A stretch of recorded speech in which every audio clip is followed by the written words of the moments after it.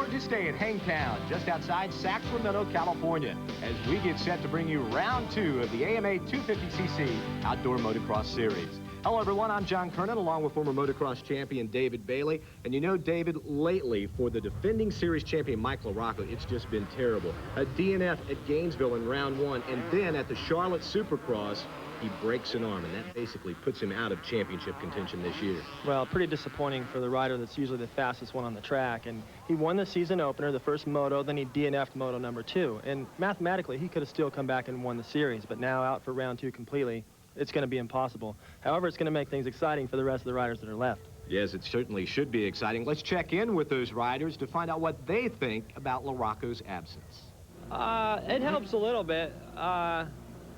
It's kind of good and kind of bad, because usually if there's a lot of fast guys in there, then you know, it's like the 125 class. If you win and your competitor gets 5th, you know, there's a lot of guys in there that are fast. Now, if guys keep getting hurt or something, then there's going to be 2 guys that are battling. It's really hard to make up a lot of points. So, you know, we're going to have to see how it goes this year. It's really too early to tell.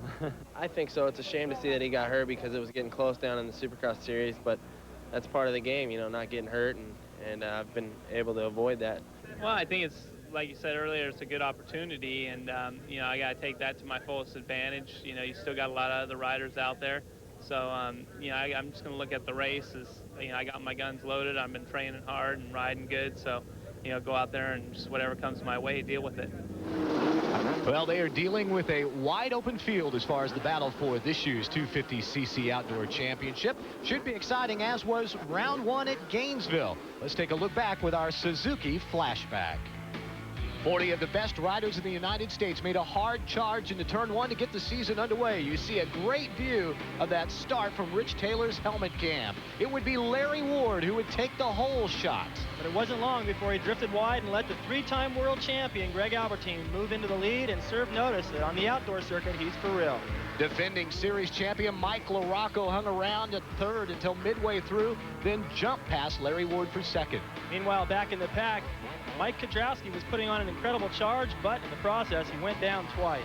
In the first moto, Kudrowski faded to a 6th place finish, but came back for 2nd overall. Meanwhile, LaRocco gets around Albertine in the closing laps and wins the opening moto of 1995. But that success didn't last long. In Moto 2, Mike LaRocco out with a broken front wheel. You can see the frustration right there. He's going to drop 25 points. With the DNF, a 36th place finish, 7th overall in the standings. He wasn't the only one to have bad luck. Greg Albertine also broke a rear wheel. It appeared as though they were going to try to fix it, but they couldn't get it done, and he also drops an entire moto. After an impressive ride in his morning qualifying heat by winning, and then a 2nd place finish in Moto number 1 to start the 95 season, Albertine, the defending world champion, would fade to 34th in the 2nd moto, 9th place overall. And that left the door open for this man. Jeremy McGrath picking up his first ever outdoor 250 national win. McGrath would capture the overall title and thus take the lead after round 1 in the AMA 250 Outdoor Motocross Series. Mike Kudrowski rallies for a 2nd place finish. Jeff Emig is 3rd in the points, followed by Doug Henry, and Larry Ward is 5th after 1 round. And you get a good look from overhead, the helicopter shot here at Hangtown. It's a beautiful day on hand. Nearly 10,000 people are here to witness it. Let's take a look at the track. Hangtown's always been full of surprises. This year they've got extra topsoil all over the racetrack, and they've had a lot of rain. It's going to be very rough out there and force the riders to be precise. Art Ekman is on the track. Let's check in with him. They're also running this track the other direction this year, so we won't see bikes flying through the air and landing on their rider like we did last year, and almost having to name this the Jeff Stanton Memorial Hill. But there are a lot of dangerous traps out there. They've dumped a lot of sand, and you know, when they mixed up the dirt, it's got big, deep grooves, you know, in the corners. And I was coming through, you know, kind of a sweeper corner, and crossroaded, man. I went down and I hit my eye real hard, you know, like I hit my head. I seen a little bit of stars.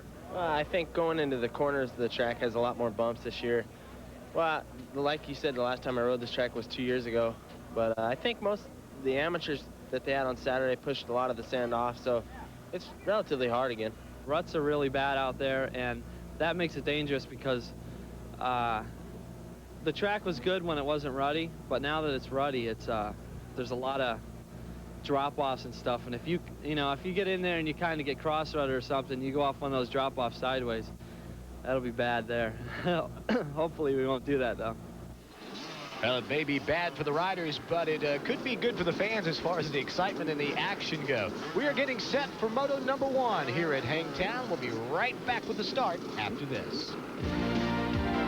This edition of ESPN Speed World is brought to you by Honda, defending champions and holders of the past 7 consecutive Supercross titles. Honda, come ride with us.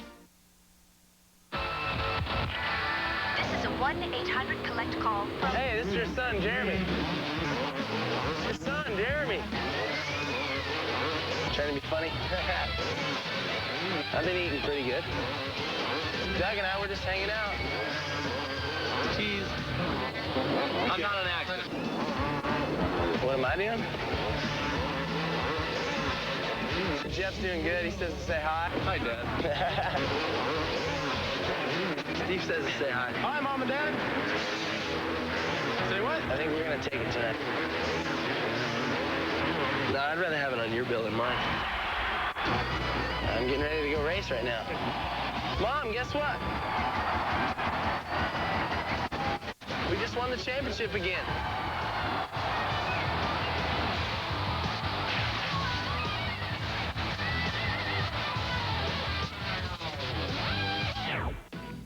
Jumpin', jammin', smashin', crashin', floorin', soarin'. Experience the high-flying world of Supercross like never before.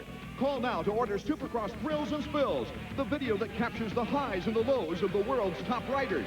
Endless endos, roughest rivalries, biggest bloopers, and fantastic finishes. Can't miss action for the can't miss price of $19.95 plus shipping and handling. Call 1-800-225-5222 and order Supercross Thrills and Spills. All major credit cards accepted. Call now.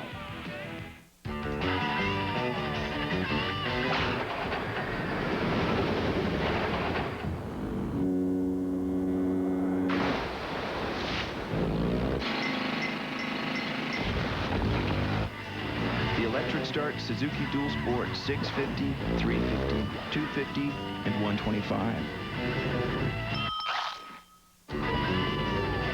No other line has a wider range. Welcome back to Hangtown, just outside of Sacramento. Riders are getting set to go. Right there, Skip Norfolk topping off the tank on Jeremy McGrath. They've gone out and done a parade lap. Wants to make sure he's got the fuel to go the distance. Take a look at the starting grid. Larry Ward, Kudrowski, Jeff Emig. There's McGrath you were talking about. Larry Brooks, Taylor, Smale, Lawrence, and DeHoop. Greg Albertine, the 3-time world champion. Kyle Lewis, John Dowd, John Sebastian Roy, Rick Ryan. Brian Manley still out there. I used to race against Brian. James Dodd moving up from the 125 indoors. And doing a pretty good job, too. Not too bad. Well, we are getting set for the start. 40 riders have gotten into the position on the line, and this has to be a very tense moment for them, David. It's important to get the start here at Hangtown. They have a lot of tight sections right after the start, and the field really separates. So if you don't get the whole shot, buried in the pack. Well, there they go. Let's see who gets the whole shot. It looks like Albertine. Man, I've been very impressed with his starts. And look at Jeff Emig battling along Kyle Lewis for that second spot. And Emig will come away with it. Now he's going to fly through the air and challenge Albertine. Lewis up the inside almost forces Emig off over the berm. Emig hanging on to his line and very aggressive. Can't believe how fast these guys are going already. Well, Albertine is like a rabbit. At Gainesville, we saw him take off in that very first moto, get the whole shot. Then he was gone, but in the last 10 minutes is when LaRocco made his move, as it seemed like Albertine ran out of steam. But right now, he is off to a great start. Well, Albertine has had some injuries caused from the Supercross series, and I think he's pretty healthy right now. I think he's fit to go the distance, and he doesn't have LaRocco to contend with. Well, as you look back, you see Jeremy McGrath, the overall winner. He is riding along in the 4th spot. Now we get a look at the Honda helmet cam, once again worn by Rich Taylor. And look at that, David, the first lap not even completed, and look at all the dirt and gunk on there. Yeah, it's tough to see through that, and that's what the riders are seeing. All those ruts, trying to pick a good line out there, stay out of the deeper ruts, try to dodge that roost coming off those bikes. Your vision is terrible. And the further back in the pack that you are, the worse your vision is. You run out of tearaways, and then you just can't see where you're going. It's tough. Well, I tell you, Albertine is having no problems right now. His field of vision is probably just as clear as you can have it, as he has pulled out to a fairly sizable advantage, several seconds over Jeff Emig. We'll get a look there as he comes up over the small jump. Emig right behind, then Jeremy McGrath, Kyle Lewis. You see how deep the ruts are right there. As John Dowd, Mike Kudrowski go by, Doug Henry and Larry Ward having a battle. You see James Daub right there coming through. Riders having problems. You see how deep the ruts are. What happens is your bike sinks in there and it grabs your feet off the peg. So you got to be careful not to twist an ankle. Let's go back now to battle for 4th place. Kyle Lewis has it right now, as he is doing an excellent job. Remember, he got off to a pretty good start, but right now John Dowd is beginning to catch him, it looks like. It looks like John Dowd is starting to make a move. He's got pressure from Kudrowski, which is possibly giving him that wake-up call that he needs. John Dowd did excellent outdoors last year, and this year he's got a full factory ride, but Mike Kudrowski slips by on the inside through those ruts. He made it look easy, went to the outside, slipped right on through. Kudrowski taking over the 5th spot, and now we look back, the battle for 2nd is Emig beginning to feel a little bit of heat from Jeremy McGrath. Well, Jeremy McGrath, as we mentioned earlier, he missed this round last year with a knee injury, and it really didn't miss much because they change the track so much here every year that nobody really has any kind of an advantage over Jeremy, and already they've opened up a pretty good lead over this battle for 4th. Battle for 4th, Kyle Lewis has it right now, but look at Kudrowski. He looks to the inside. They'll come up over the jump. Kyle Lewis manages to squirt away just a little bit, but look at Kudrowski as he tries a line on the inside, and look at all the time he loses. In fact, he almost loses 5th place to John Dowd. Well, these ruts are causing everybody problems. You see how the bike's hopping around, getting into the corner. When the back end's hopping around like that, that's when you hear the term cross-rutted. Your back tire gets in one, your front in the other, and you got all kinds of problems. Well, Kudrowski now making the move around the outside. He takes over the 4th position, and he will set his sights on Jeremy McGrath. Well, Art Ekman is in Kudrowski's pits. Let's check in with him. Well, Brian, Mike can't afford to let Albertine get too far out in front, but he's making a nice charge right now. Yeah, well, now he can see him. Earlier he couldn't see the front 3 runners, but now he's in a position on the track where he can see him make a loop around the other side. So it's early in the race. We're only 4 minutes in, so it'll be pretty good. Well, it looks like all the riders are really liking this track. Yeah, it's pretty good. It's changed quite a bit from this morning. It was really loose and heavy ruts. Now what it's done is dried out and got real hard and slick, so it'll keep things interesting, real interesting. By real interesting, what's Brian mean, David? Well, I think that just the ruts, it forces the riders to be precise. As I mentioned before, you see right there, they get down in these ruts, and Kyle Lewis right there drifting wide, almost letting one of the riders by. And as later in the race, your vision is from passing lapped riders starts to go away, and you see right there, Albertine having his problems. Riders make a lot more mistakes in these ruts, so you can capitalize on that. Well, right now, it looks like a great battle is heating up for the lead. Albertine has lost some of that advantage he had over Jeff Emig. Jeremy McGrath stands in 3rd as you get a look at our Suzuki Field Summary. Albertine, Emig, McGrath, Kudrowski, Lewis, Dowd, Henry, DeHoop, Ward, and James Daub all running in the top 10. We'll be back in a moment. Unbelievable, spectacular, breathtaking, crash impact. 60 minutes of blazing crash action in this special edition 2-volume set.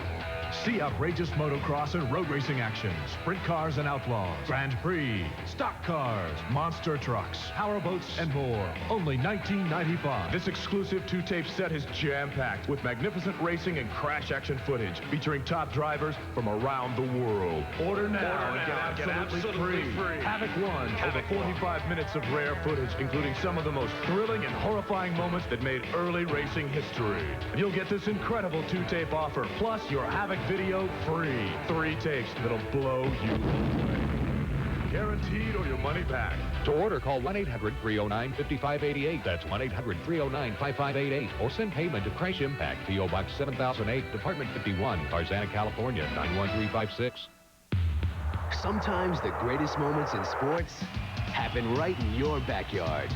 Now, make your moment count with ESPN's Father's Day Sweepstakes, sponsored by Savan. Just send a sports action photo of you and your dad to win tickets to 4 ESPN events. Plus, attend the opening of ESPN World. Finalists get Savan soft cotton, no-wrinkle clothing. To enter, send photos to P.O. Box 518, Hermosa Beach, California, 90254.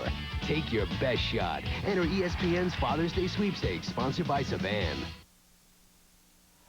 We're just outside of Sacramento, California. They call it Hangtown, and look at that. The top 3 running nose to tail practically, and then quite a bit of separation back to the 4th place rider, Mike Kudrowski. he's already put a pretty good gap on John Dowd and Kyle Lewis and Doug Henry, who he was running with pretty tight only about a lap and a half ago. And so Mike Kudrowski's on the move, and I have a feeling he'll probably catch those leaders. They might ride defensively, and that's going to allow him to catch up. Well, now as we look a little bit back at Kyle Lewis and Doug Henry. Henry, of course, the two-time defending 125cc champion, and what a battle we've got going on here. And he's been struggling, trying to find a way around Kyle Lewis, and he hasn't been successful yet. Last year, Kyle Lewis ran up front here and had, I think, one of his best national finishes. Oh, that kicks out the rear wheel. Kyle Lewis kicks out. They got together a little bit, and oh, look at Doug Henry. Must have got rutted there, David, and turns it over. And there's the corner worker out there with the yellow flag to keep him out of harm's way. In fact, they'll get the bike back up, help him up. Looks like Doug's okay. Just dump the bike there. Well, that's going to cost him so much time. You see how long it took him just to get out from underneath the banners. Now he's got to try to get back on the track. And kind of funny, he's got a checkered flag stuck in his number plate there. That's going to... I don't think he's going to see that first today. He's losing all kinds of time. The leaders are 30 seconds ahead of him right now. He just got over that berm into the loose stuff, and that soft soil just soaked up all the bike's momentum and just put him into a nosedive. And it's unfortunate he drifted off the track. Here's another look. He just has nowhere to go. You see he's trying to miss that hay bale, and boy, if he could have just been a foot to the left, he could have saved a whole lot of time. Now the best thing for him is just to try to get back up in there, past as many people as possible, not take a lot of chances, and go for it in the second moto, look for a good overall. Well, Greg Albertine continues to lead. Let's check into his pit with Art. Ian, the whole shot, and then he looked tremendously smooth in holding the lead.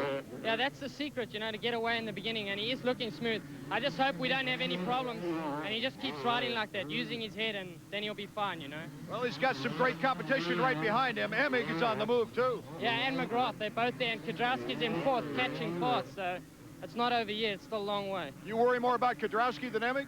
I'd say, yeah. No mincing of the words right there. Well, there's a good look at his rider who's leading this right now, Albertine. But we saw him at Gainesville in the first moto lead and then fade toward the end. How long will it take him to adjust and get used to these tracks? Well, in Europe, they ride a shorter moto. They ride 3 motos, and they're only 20 minutes. Here, it's a 30-minute moto, and you only have 2 of them. And I think, he's never seen Hangtown. He's never seen a lot of these racetracks. And once he gets comfortable with riding against the American riders in some of these tracks, I think next year, he's definitely got a shot at winning. And this year, I wouldn't count him out. Nor would I. And if you'd like to ride a lot better, then pay attention to our Honda riding tip. I'm Ben Cheatwood, and join me as 6-time national motocross champion Jeff Stanton with today's Honda riding tip. Jeff, how important is race day nutrition?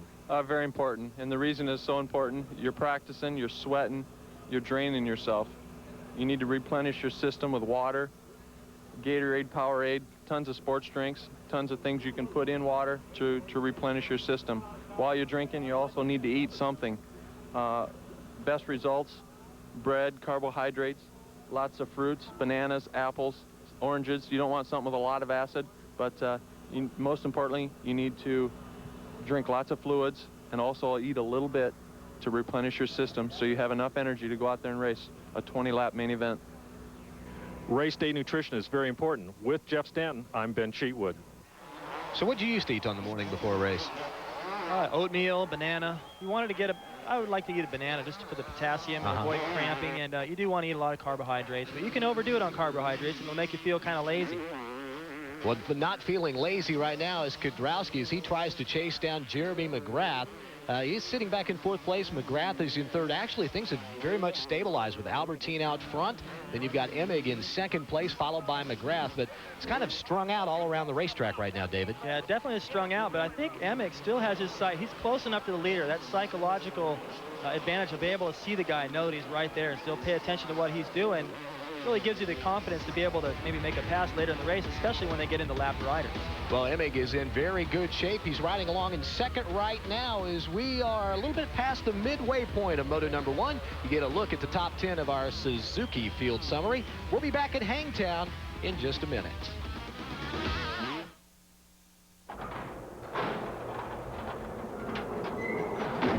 I don't want a roof. I don't want a windshield. I don't want a vanity mirror. I don't want a cup holder. I don't want a shortcut. The Suzuki Intruder. At Honda, we don't think kids should be the only ones who eat dirt.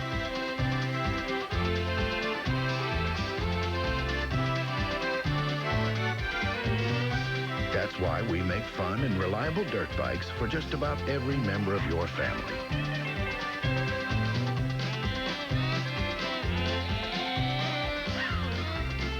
So that everyone can get a taste of the great outdoors.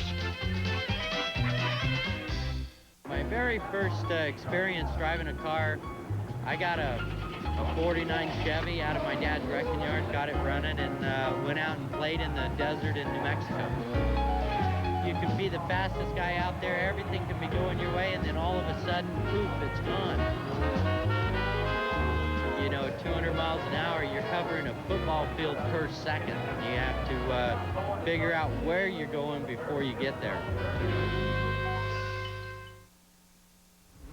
Art Ekman, David Bailey, and John Kernan back at Hangtown, just outside of Sacramento, California. Greg Albertine, three-time world champion, continues to lead the field. I'm really impressed with this kid. He's shown no respect for the American riders. He comes over, his starts are dialed in. He goes right to the front, and right here, he looks pretty in control. He's got Emig back there that's going to keep him honest. Well, he is doing a great job here at Hangtown. In fact, all year long. For more, let's check in with Art. We're here in the Suzuki pits. Three-time world motocross champion Greg Albertine has certainly, as expected, paid his dues on the supercross scene. But here at the National Outdoors, Team Suzuki expects his expertise to shine. I definitely want to be up there with the top few guys. I really believe I can win, and that's going to be my goal at the end of the championship. I might have a couple of things to learn in the first few races, but at the end of the year, I want to be on top. I did not think it was going to be easy, but I know it's going to be in the hunt in the outdoors. And the Supercross, it's normal that, you know, there's a learning period. The Supercross learning period has been a painful experience for the South African.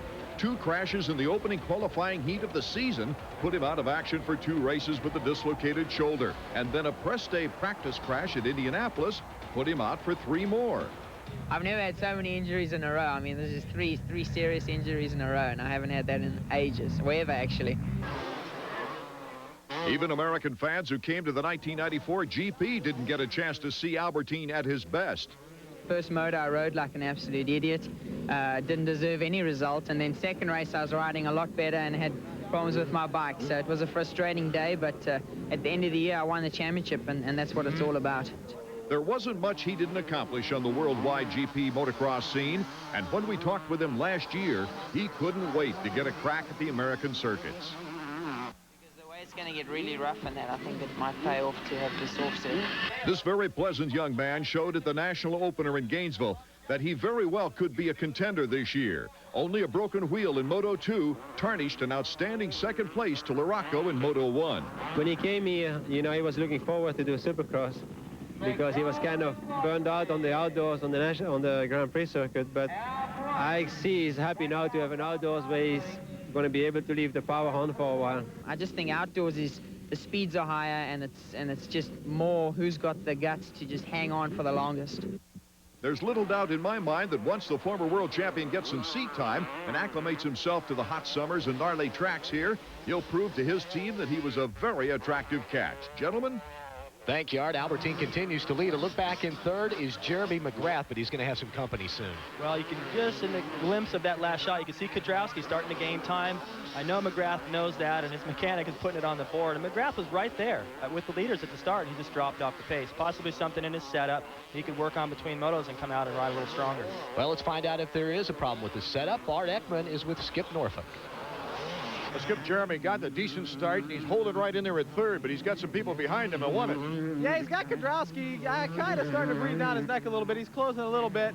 He seems a little fast on our side of the track over here, but back over there on the far side from where we're at, he's losing a little bit of ground. I'm not sure why. We're going to try to get on the radio and find out what he's doing different than the other guys are. And, you know, we still got about 20 minutes left, so a lot can happen. So you're saying he's not losing overall time, he's just losing portions of the track? Yeah, when you watch it, you know, it's kind of changes. If you time him on that side of the track, he's far behind. If you time when he comes over here, he's back where he's been the whole moto. So it's kind of deceiving to watch. Depends on where you're looking at. But we got to get him going a little faster in that section far over there. What do you do to do that? I don't know. We're working on that part right now. It's not like they can make a pit stop and make a suspension change, is it? Oh, that's unfortunate, but that's what makes this sport so tough. I mean, once you choose your setup, that's what you're stuck with for a half an hour plus 2 laps, and if it's wrong, you got to deal with it. And right now, Kedrowski is definitely making time on McGrath. Speaking of making time, look at Jeff Emig. He has closed the gap on Albertine. In fact, Emig gets a run off the jump downhill and takes over the lead. What a move by Emig. Well, that was an aggressive move. He came from way behind him and made up all that time. I think it was a better line choice. Emig moved over to the outside where the ruts are a little shallower and was able to be a lot more aggressive through there.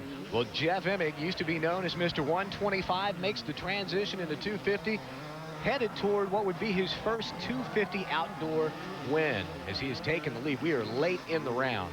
Well, usually when you move up from the 125 to the 250, the 250 it's an overwhelming experience. I mean, the bike is twice as much power. It's harder to get stopped, and you have to bring with you a lot more strength to handle that bike. And right now, he's riding like a 125, and it shows. Well, there you see Albertine now. I wonder, you look at him, he seems to have slowed down just a bit. So we get a look at the pass here. Well, as we take a look back and see what happened here, looks like they both get a good drive out of the corner, but Albertine is more in the middle of the racetrack, and he wasn't able to clear that little double jump. You see he bounced up in the air again. Emig lands on the downside and gasps it. Powers all the way through there. It makes up a lot of time. It was an excellent move, aggressive move. So it does take a little while to get used to just the horsepower difference when you make the move from 125 to 250. Oh, and on a track like this, you can see how rough it is in the ruts. I mean, you've got to be really strong to make things work. Well, there's a look at our Suzuki field summary for the top 10. We will be back with the closing laps at Hangtown, just outside Sacramento, when we return right after this. If you like motorcycle racing, you'll want to get the full story every week in Cycle News, America's weekly motorcycle newspaper. Call now and have Cycle News mailed to your home every week with this special television offer. Subscribe for 1 year and get 50 weekly issues for only $33. Use your credit card or just say, "Bill me," and make 3 easy payments of $11. Call toll-free 1-800-325-2925. Subscribe to Cycle News and just say, "Bill me." How do you visualize your future? This or this? Call Motorcycle Mechanics Institute and get on the fast track to success. Endorsed by all 5 major manufacturers, the MMI professionals will provide the technician training to give you control of your future. I'm currently in charge of Team Suzuki Yoshimura's Supersport program. I wouldn't be here today without MMI on my resume. Call Motorcycle Mechanics Institute now to train for your future. The boy who was always out of breath. The restless one who was always the last one into class and the first one out. The boy who was always staring into space is now flying through it. This edition of ESPN Speed World is brought to you by Suzuki. Right now, your Suzuki dealer has the ride you've been waiting for and the financing to get it. Art Ekman, David Bailey, and John Kernan back at Hangtown as we are in the closing stages. There you get a good look at our leader, Jeff Emig, who just moments ago took the lead away from Greg Albertine. Emig looking fantastic on the 250. He just moved. Oh, problems for Kedrowski. Kedrowski, who was running along in 4th, was trying to chase down Jeremy McGrath, but he apparently got a little bit too aggressive there.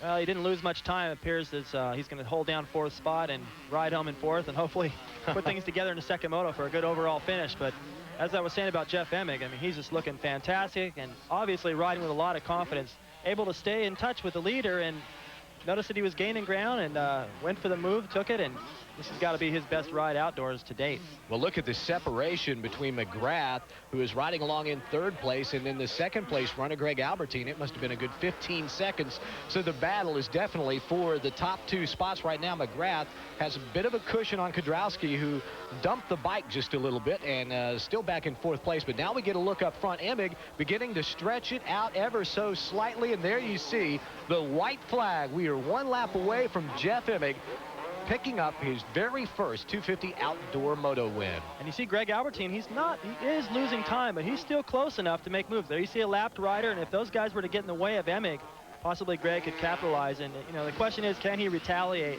I don't know that he has the strength. Jeff's riding with a lot of confidence.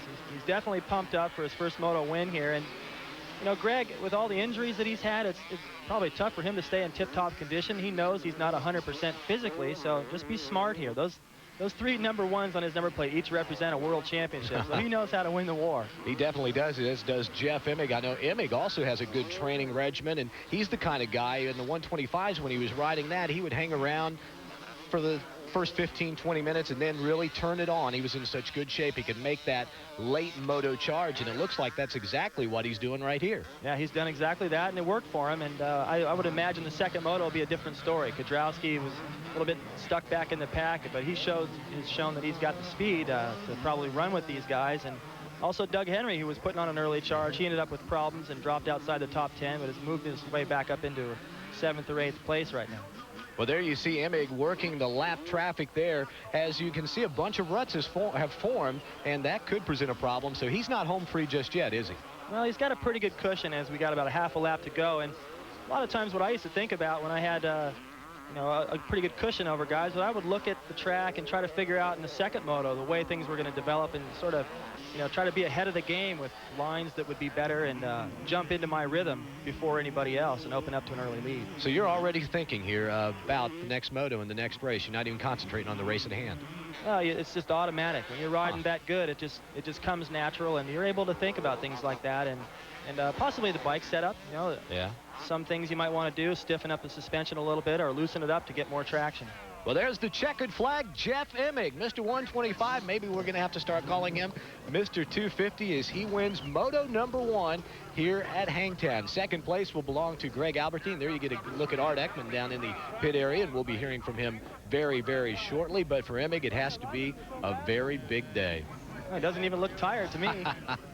That's the way it is. Sometimes you win races and just everything flows, and he doesn't appear that he used that much energy, and he's got to be pretty happy with his first moto win here. Yeah, look at that. Just a little bit of dirt on his face. He doesn't even look like he worked up a sweat. Emig with a great display today will pick up the victory in moto #1. He's followed by Albertine, Jeremy McGrath, and Kudrowski was able to hang on to that 4th spot.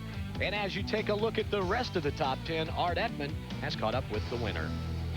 You got to go down hard and practice more often. What a ride. Yeah, you know, I got a good start there right behind Albie, and, you know, like seeing those 3 1s on his back that represent 3 World Championship, you know, that drives you just a little bit harder.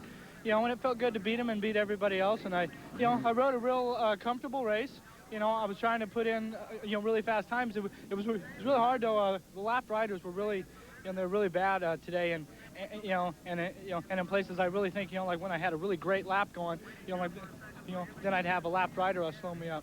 What about the pass? Oh, what happened? I can't remember where I passed him. Help me out. I didn't see it. It was on the other side. Oh, no, I passed him coming down the hill here. It seemed like he got a little bit screwed up out of the corner, you know, and I got the good drive. I did the double, and it seemed like, I mean, we were pretty close and we were going pretty fast, and there's a pretty big pond right next to us. So Emig backs up at 3rd overall at Gainesville with a moto win here at Hangtown over Greg Albertine, who is down in the pits with Art. Oh, a great start, but Emig just would not crack, Greg. Yeah, he was really strong out there. I just got away, and then I started making mistakes, which was ridiculous, and he caught me and passed me. He was riding really well out there, and I just decided to hang with him, see where he was faster than me. And there were a couple of sections, so hopefully for the second mode I can change some lines.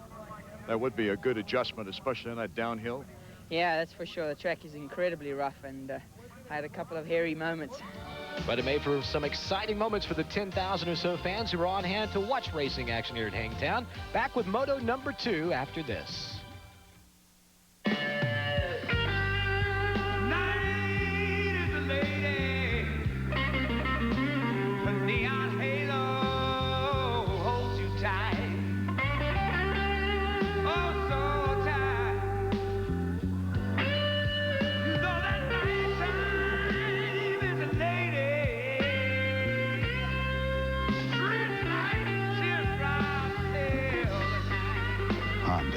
Ride with us. Jumpin', jammin', smashin', crashin', floorin', soarin'. Experience the high-flying world of Supercross like never before. Call now to order Supercross Thrills and Spills, the video that captures the highs and the lows of the world's top riders. Endless endos, roughest rivalries, biggest bloopers, and fantastic finishes. Can't miss action for the can't miss price of $19.95 plus shipping and handling. Call 1-800-225-5222 and order Supercross Thrills and Spills. All major credit cards accepted. Call now. Hey, I'm not home. Just leave a message. Tommy, the hot tub's getting cold. Where are you? Yo, Tom, we're shooting pool. You coming or what? Thomas, your birthday dinner's in the oven. Everyone's waiting.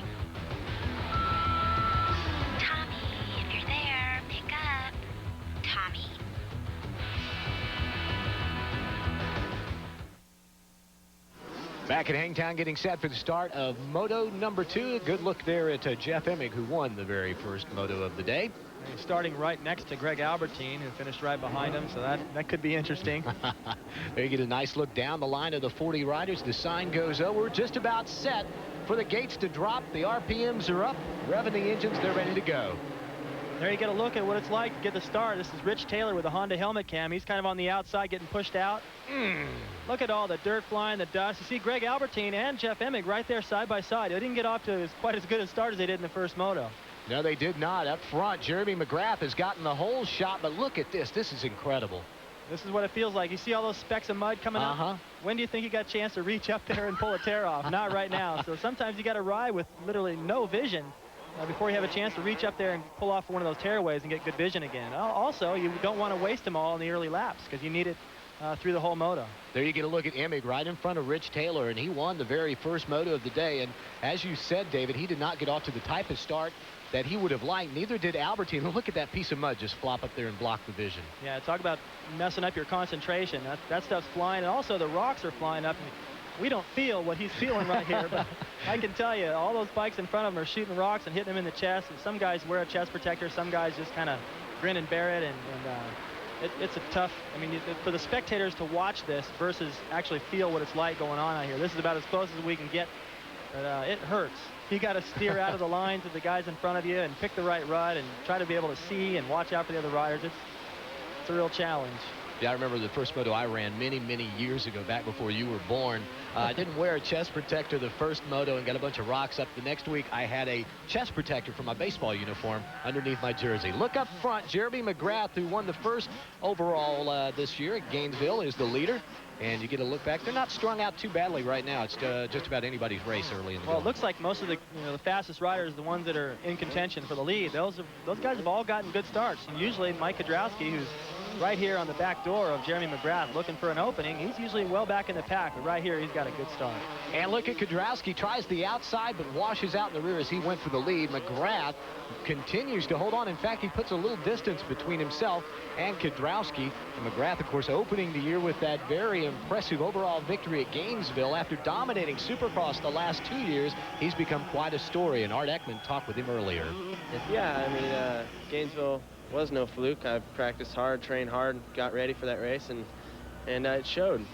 I'm here at Hangtown, ready to win again, and it just so happens I got a little bit of a cold again, so maybe it's going to be bringing me some good luck. That's right, you had the flu the last time, right? Yeah, got a little cold this time, so good luck is on my way.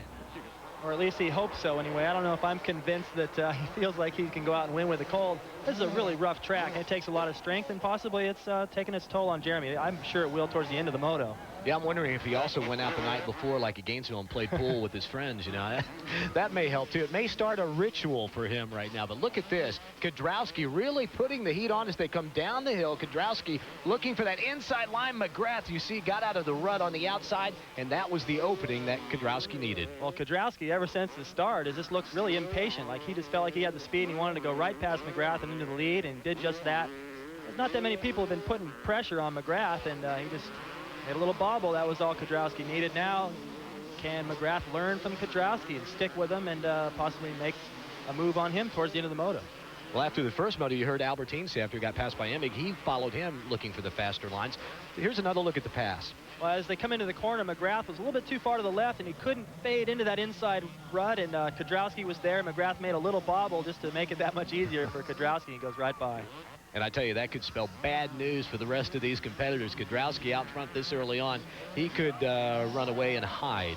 He could. He's the defending champion here at Hangtown, and it's up to Jeremy right now to see if he can keep in contact with him, possibly learn a little bit, and put the pressure back on Mike. Well, take a look at the Honda field summary. Kudrowski is leading it, followed by Jeremy McGrath, Doug Henry, Kyle Lewis, and John Dowd. As you look at the rest of the top 10, we will be back with more from Hangtown in a moment. Unbelievable, spectacular, breathtaking, crash impact. 60 minutes of blazing crash action in this special edition 2-volume set. See outrageous motocross and road racing action, sprint cars and outlaws, Grand Prix, stock cars, monster trucks, powerboats, and more. Only $19.95. This exclusive 2-tape set is jam-packed with magnificent racing and crash action footage featuring top drivers from around the world. Order now and get absolutely free. Havoc 1, over 45 minutes of rare footage, including some of the most thrilling and horrifying moments that made early racing history. And you'll get this incredible 2-tape offer, plus your Havoc video free. 3 tapes that'll blow you away. Guaranteed or your money back. To order, call 1-800-309-5588. That's 1-800-309-5588. Or send payment to Crash Impact, P.O. Box 7008, Department 51, Tarzana, California, 91356. 2 balls, no strikes, the count on Cal Ripken, who tonight is playing in his 2028th consecutive game.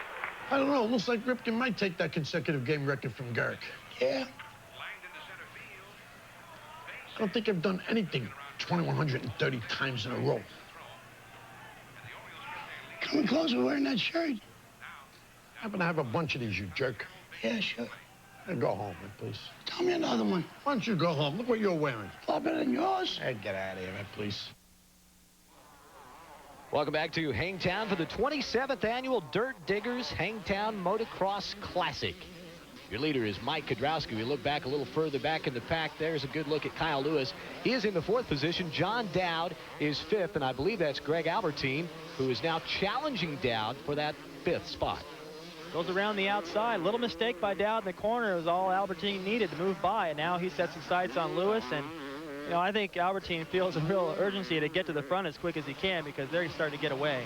Well, you saw right there the effects of running in the middle of the pack. Remember, Albertine got the whole shot. The first moto, you hardly ever saw him taking off a tearaway, and right there, as he was in the air, he had to take off a tearaway. And you get a good look at Kyle Lewis down 4th, but it looks like Albertine is cutting into that gap. Well, it's tougher when you get a bad start, or it wasn't really a bad start, but it wasn't the start he needed. You start to get stuck into the flow of the riders ahead of you. Sometimes a guy will make a mistake, and you make the same exact one. You've got vision, you've got the roost coming up in your face, and it's tougher. But things pretty tough right now on this rider, Doug Henry, as he is in 3rd, and things are heating up behind him. I guess I should say not tough right now, but they will get tougher for him, because it looks like Albertine is going to make the move around Lewis, and as fast as we've seen him run today, it looks like it won't take him any time to catch Henry and put the pressure on him.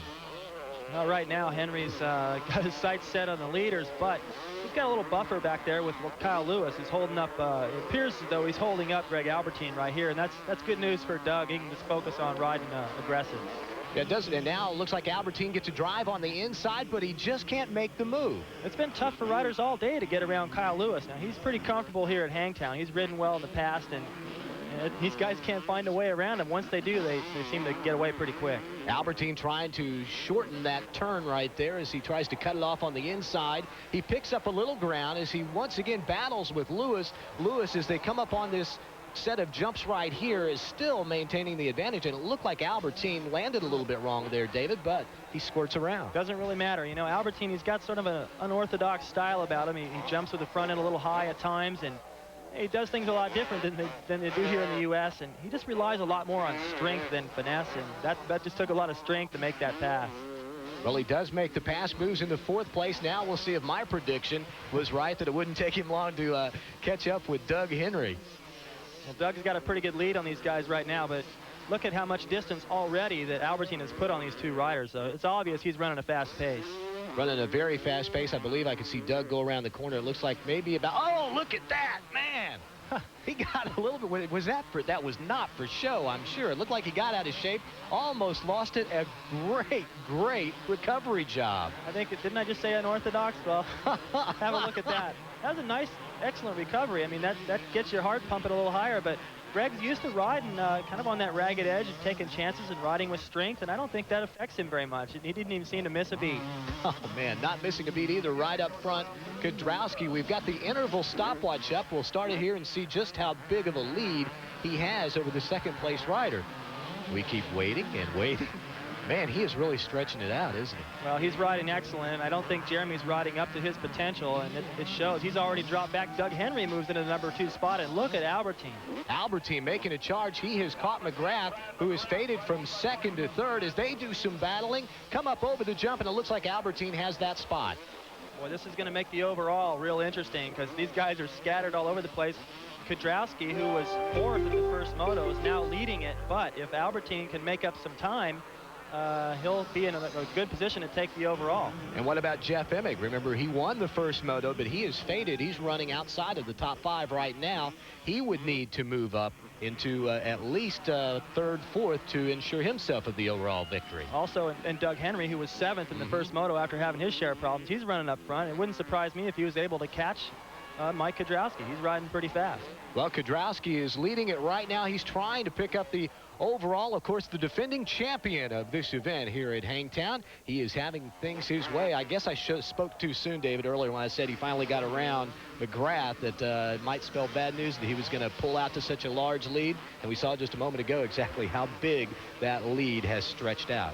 You know what impresses me as I watch him go through all these tight corners and stuff, he's just maintaining so much momentum everywhere. Excellent line choice, and that's what I remember back to last year commenting on his choice of lines. He just doesn't scrub off any speed anywhere, and it shows. He's pulling out a huge lead, and this battle for second is really getting interesting. Now John Dowd into the mix. Well, there's about, what, 5 riders all battling, and there you see Albertine coming up. He gets around Doug Henry. That should move him in the 2nd spot as they come around some of the other riders out here on the course, but Albertine is riding with a vengeance right now, but I'm not quite sure that he could catch Kudrowski, although he has gotten around Doug Henry and moved into the 2nd spot. Well, one thing's for sure, right now, if things stay the way they are, Albertine would pick up the overall victory.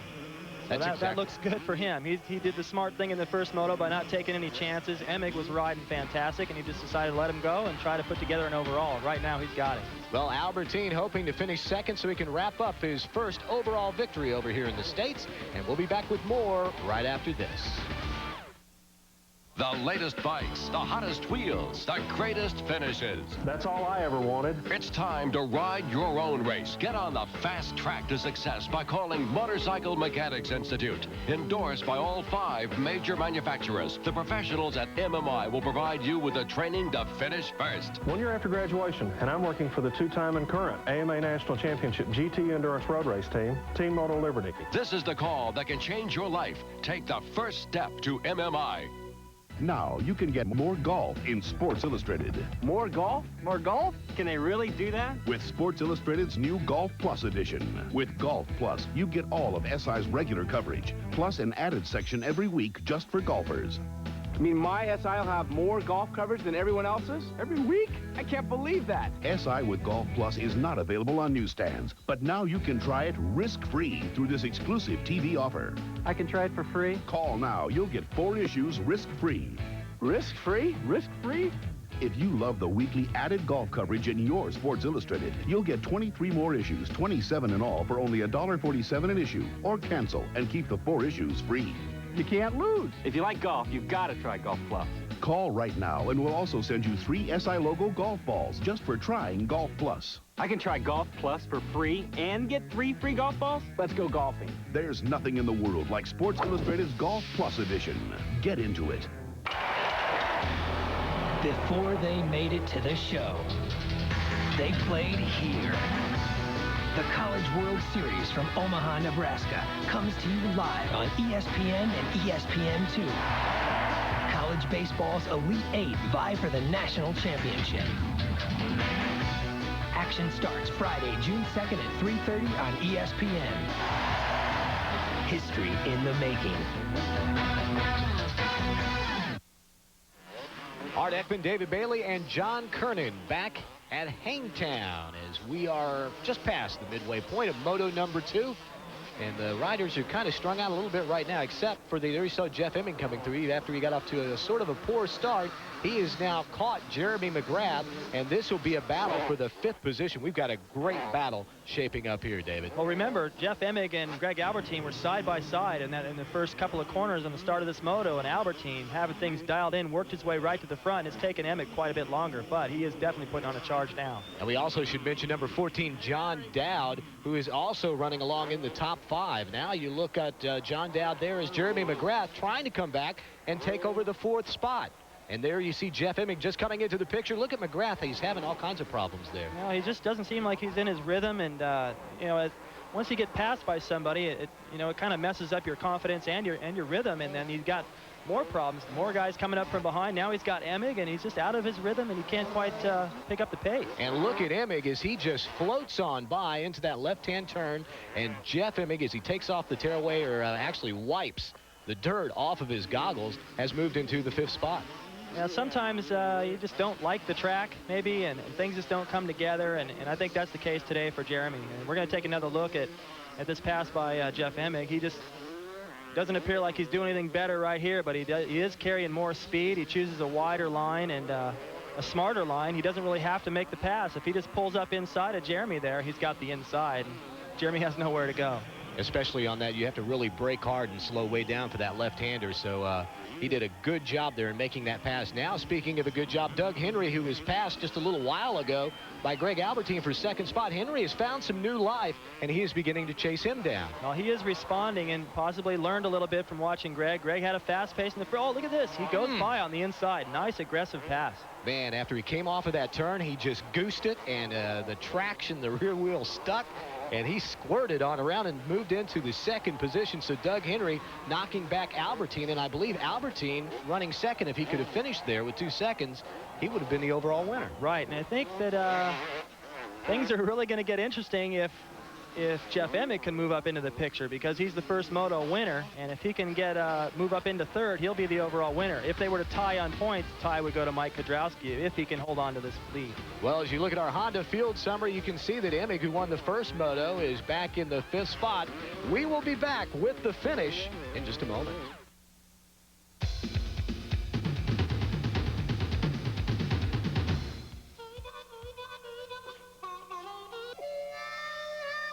When you're done exploring the high points of these 95 Suzukis, make sure you check out the low points. 9.9% financing, 0 down on some of our best bikes. And another high point, you could win a Suzuki 4-door Sidekick or other prizes during our Customer Appreciation Day sweepstakes for a limited time. See your Suzuki motorcycle dealer now. Success, no matter how you define it, the ideas that can help you achieve it are in the Wall Street Journal. For you, success might be more business than you've ever dreamed of. There's one source you can count on to help you reach it, the Wall Street Journal. Call now to order 10 weeks of the Journal for just $38 and get 2 additional weeks free when you pay with your credit card now. That's 12 weeks of the Journal for just $38. Call now toll-free, 800-331-9600. That's 800-331-9600. My very first experience driving a car, I got a 49 Chevy out of my dad's wrecking yard and went out and played in the desert in New Mexico. You can be the fastest guy out there, everything can be going your way, and then all of a sudden, poof, it's gone. This edition of ESPN Speed World is brought to you by Honda, defending champions and holders of the past 7 consecutive Supercross titles. Honda, come ride with us.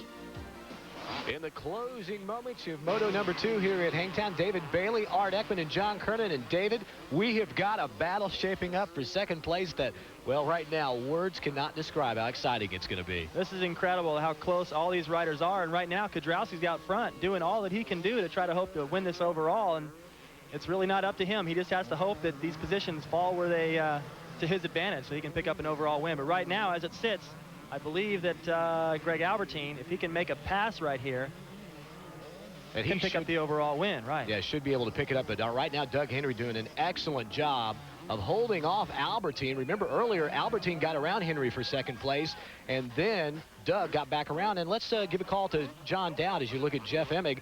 Dowd back in the 4th position, having a great day.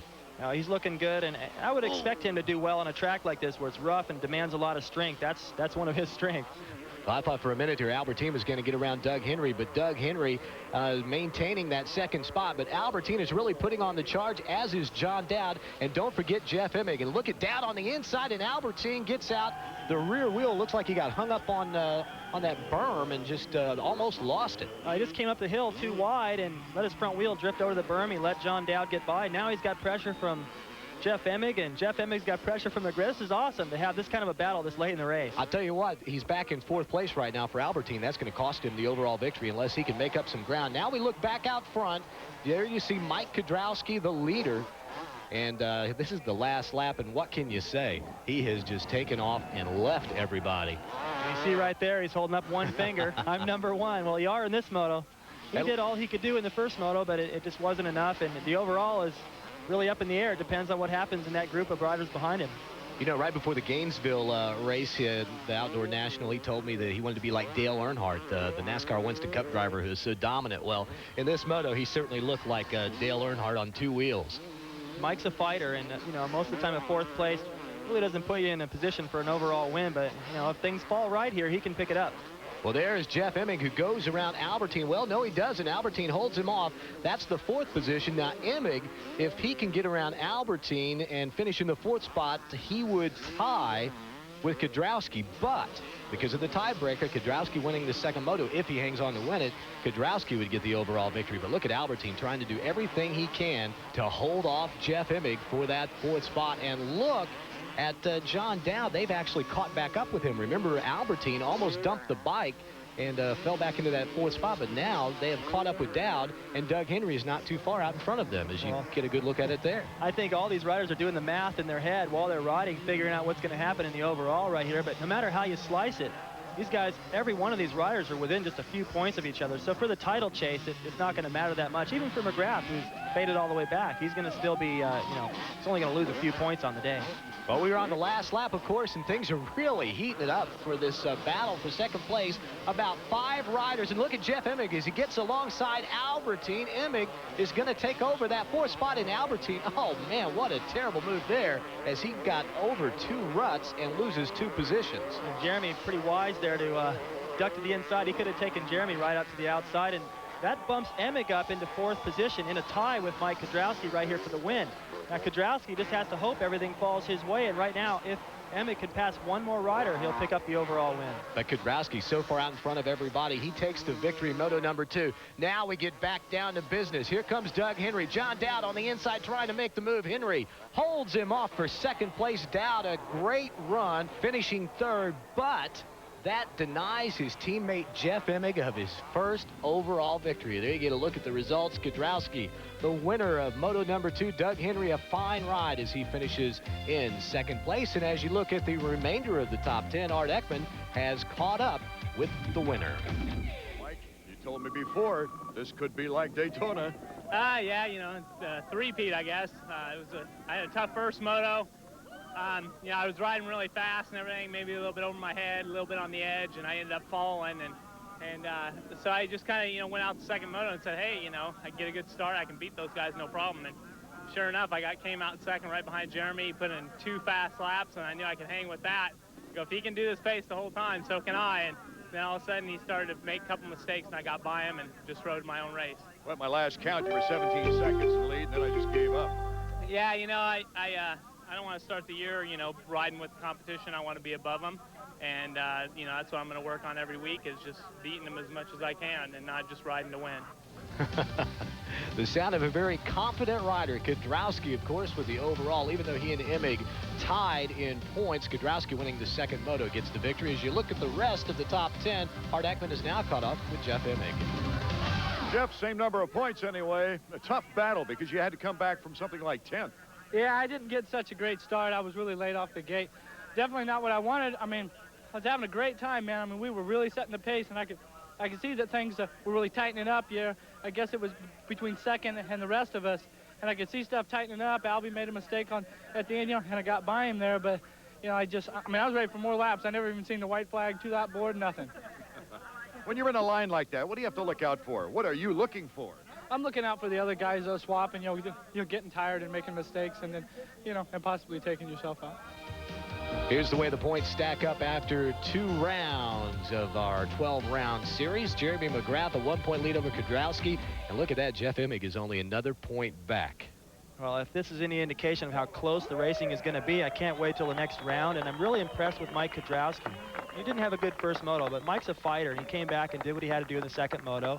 And he's gained a lot of points on the series leader right now, Jeremy McGrath. Also, McGrath, he had a terrible day, but he still holds the points lead, and I would look for him to bounce back. Well, of course, McGrath, the Supercross dominator, is having a pretty good outdoor season. Of course, this man's teammate, Mike LaRocco, the broken arm, suffered